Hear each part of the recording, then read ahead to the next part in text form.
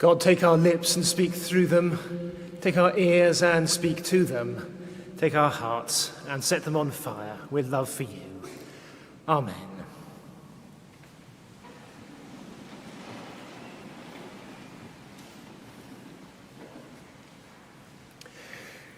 Nestled in a small farmyard just off the A378 in Somerset is a tiny hamlet called Swell.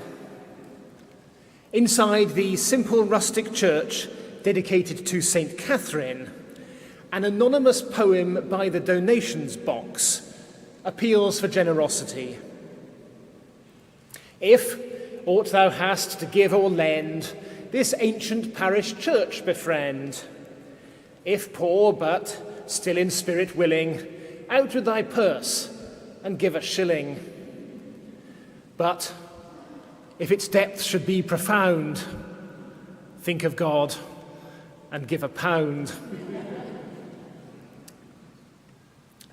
Passing over questions of literary merit, there are two things about this poem which I really like, and two other things which now look slightly dated. Let's start with a positive. One of the things I like about the poem is its honest admission that Christians should talk about money. If aught thou hast to give or lend, this ancient parish church befriend. Some argue that the church should focus on sacred stuff and not get tangled in the weeds of worldly lucre. Jesus disagreed. Jesus spent a lot of time talking about money. He used it as a metaphor, as in today's gospel, to illustrate the profundity of God's forgiveness. And he spoke about money in concrete terms, urging his followers to make holy use of their God-given resources. All churches need to talk about money because all churches need to resource their mission and ministry. If you already support the Cathedral through planned giving, regular faithful donation from your bank, thank you so much from me on behalf of the whole team here. If regular faithful giving is new to you, please listen on about how you too can get involved in this important aspect of our life together. And if you are today a visitor, please don't switch off, but perhaps think about the information I'm about to share might be relevant in the context of your local church. Most churches find it useful to hold an annual giving campaign. Salisbury has not run one since 2017, so we are due a refresh.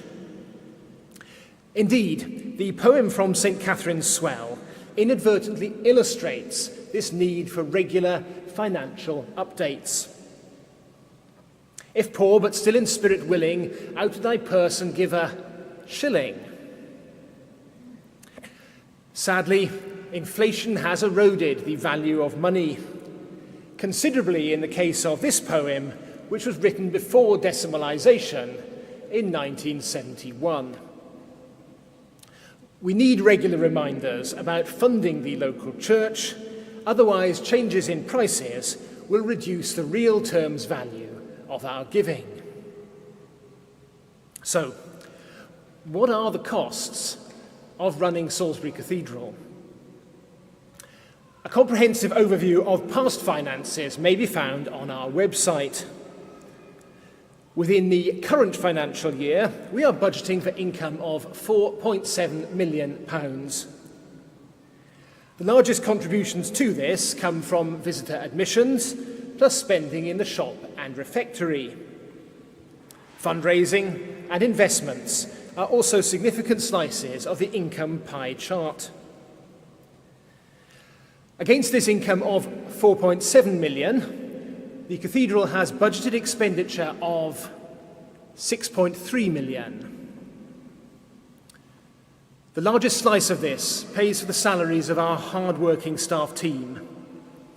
Repairs and maintenance, liturgy and utilities are also substantial slices of the expenditure pie. Now, before you turn pale at the prospect of a 1.6 million deficit, I would offer reassurance that these are conservative figures. They don't account for unpredictable income, such as grants and legacies, nor a continued increase in visitor numbers, which we are seeing after coronavirus, nor a spending down on restricted funds. The latest management accounts from our Chief Financial Officer indicate that we are now on track to break even on unrestricted funds in the current financial year. However, restricted funds will not last forever, so the Cathedral's chapter is naturally working to diversify unrestricted income. Among the streams of unrestricted income is regular faithful giving from our congregations. Last year, this strand contributed a very valuable £158,000. What might the Cathedral buy with this money?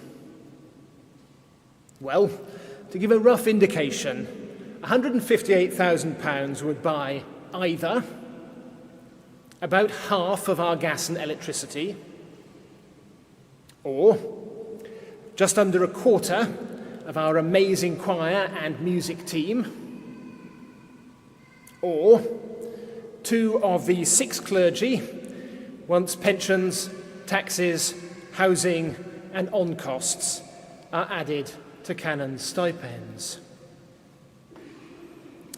£158,000 would buy you one of these options, but not all 3, and that wouldn't include the building around us, nor any online provision. Friends, the honest truth is that English cathedral worship is among the most heavily subsidised in the world. Not today do I say this to crave your forbearance when tempted to share constructive feedback. Today, I say it to encourage new and ongoing generous support. How much should we give? In asking this question, I arrive at the second thing, which I like about the poem from St. Catherine's Church in Swell, because the poem invites us to give support in proportion to our means. Individuals' resources have always varied. As the poem says, back in the day when the poor who were willing gave a shilling, those with pockets profound gave a pound. There really is no easy formula to recommend how much we should give. Each must determine what is right for their circumstances and involvement. I am mindful, for example, that some have split commitments, worshipping at the cathedral some Sundays and in their villages on other occasions. With these caveats, though, I would share 2 figures which I find helpful and challenging. Firstly, the Church of England has long encouraged its members to give 5% of their disposable income to church causes and 5% to other charities. Secondly, adults in Church of England parishes which break even will be giving on average I emphasise, £15 plus per adult for every Sunday they attend. Thinking about every Sunday on which we attend brings us neatly to the second anachronism of the Somerset poem. Congregation members once supported their local church through weekly cash donations. I guess some of you will remember those blocks of envelopes we used to get with a motivational verse from 2 Corinthians on the front. Most people we now know don't carry cash, Payments are made electronically. And this means that the most reliable and efficient method of regular faithful giving to church is through what is called the parish giving scheme.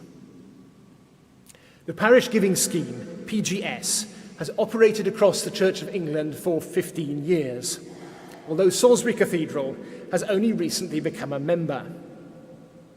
PGS is a national direct debit platform that channels every penny given to the donor's designated church or churches. It also has the added benefits of, firstly, paying giving aid monthly, helping to smooth cash flow at the recipient church, and secondly, including an annual invitation to increased giving by inflation, thus removing the problem of the diminishing value of sterling. For these reasons, PGS is the giving method which the Cathedral is promoting to all new congregation members. Those who use the older standing order scheme are able to continue, but I encourage you to join me in coming over to PGS, because it is the easiest and most efficient way of making regular, faithful, inflation-proofed donations to the Cathedral. Full information about PGS is on a letter from the Dean, which the stewards will give to every adult as they leave today. This letter will also be circulated electronically in the days ahead to those on our mailing lists. And for those who are watching online, details about how you can support the Cathedral financially can be found under the More tab of our website. Additional information about giving is also available in the planned giving leaflet at the back and side of the Cathedral, and along with my colleagues, including Gilly Wright, our development manager, I would welcome questions in person and by email. Like Jesus and the anachronistic but honest poem in St. Catherine's Swell, I commend these issues to your reflection and action. Thank you so much for contributing to the confident future mission and ministry of this holy place. Amen.